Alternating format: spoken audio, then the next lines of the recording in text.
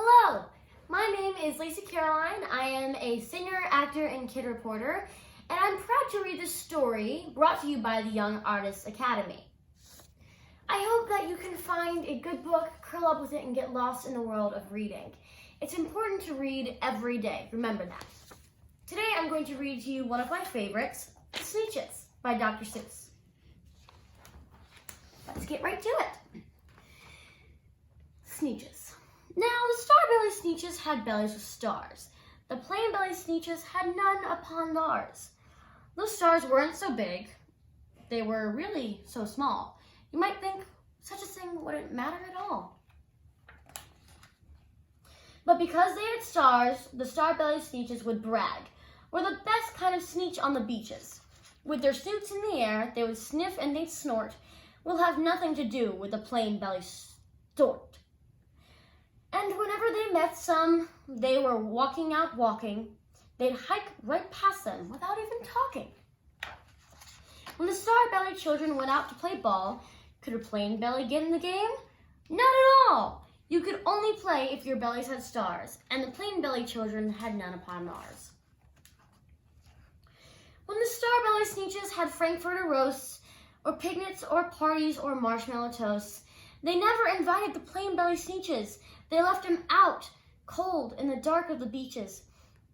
They kept them away, never let them come near, and that's how they treated them year after year. So rude. Then one day, it seems, while the plain-bellied SNEETCHES were moping and doping alone on the beaches, just sitting there wishing their bellies had stars, a stranger zipped up in the strangest of cars. "My friends," he announced in a voice clear and keen, "my name is Sylvester McMonkey McBean, and I've heard of your troubles, and I've heard you're unhappy, but I can fix that.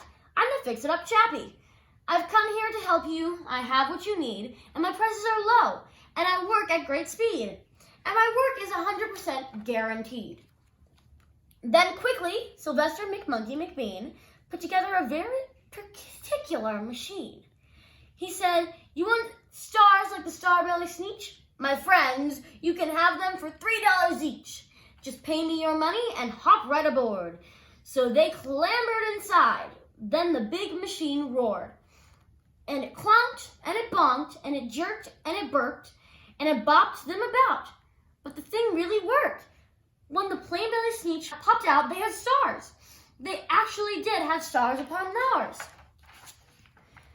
Then they yelled to the ones who had stars at the start, "We're exactly like you. You can't tell us apart.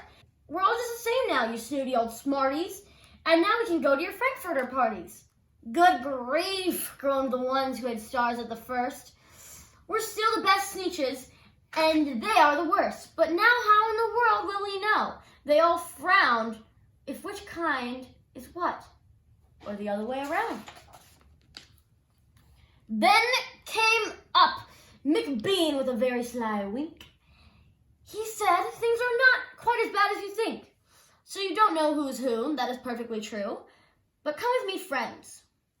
Do you know what I'll do? I will make you again the best SNEETCHES on the beaches, and it will all cost you $10 eaches." "Belly stars are no longer in style," said McBean. "What you need is a trip through my star-off machine. This wondrous contraption will take off your stars, so you won't look like the SNEETCHES who have them upon theirs." And that handy machine, working very precisely, removed all the stars from their tummies quite nicely. Then with the snoots in the air, they paraded about, and they opened their beaks and let out a shout. "We know who is who, now there isn't a doubt. The best kind of SNEETCHES are SNEETCHES without." Then, of course, those with stars got frightfully mad. To be wearing a star now is frightfully bad. Then, of course, old Sylvester McMonkey McBean invited them to the star-off machine. And, of course, then, from then on, as you probably guess, things got into a horrible mess. All the rest of that day, on those wild, screaming beaches, the fix-it-up chappie kept fixing up SNEETCHES. Off again, on again, in again, out again. Through the machines, they raced round and about again, changing their stars every minute or two.